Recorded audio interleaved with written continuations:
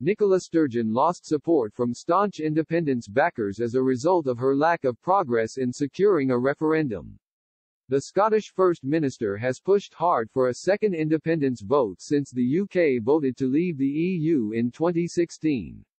Ms Sturgeon and the Scottish National Party (SNP) have argued that, given the party's dominance in Holyrood, it has the mandate to take Scotland out of the Union and back into the EU as an independent nation.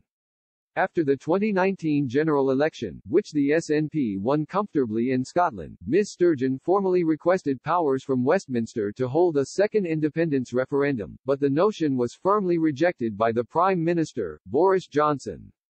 Mr. Johnson said, "You and your predecessor, Alex Salmond, made a personal promise that the 2014 independence referendum was a once-in-a-generation vote.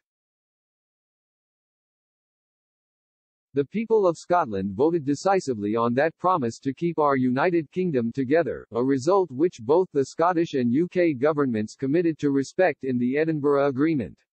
Since then, Ms Sturgeon has attempted to gain powers to call a second independence vote with a Section 30 order, but the patience of some independence advocates had already worn thin, as prominent independence supporters indicated their displeasure at the perceived lack of action by the First Minister.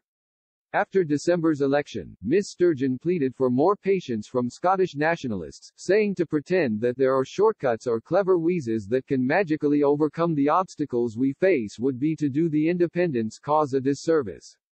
Popular and influential pro-independence website, Wings Over Scotland, announced at the time it would stop posting until Ms Sturgeon was gone in an article titled The Betrayer.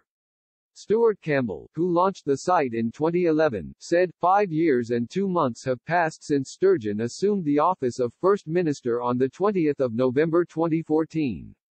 Since that day, the people of Scotland have gone to the ballot box on 6 occasions, and on every one the SNP have won a clear victory in 4 of those 6 elections, by a margin of more than 20 percentage points over their nearest opponent.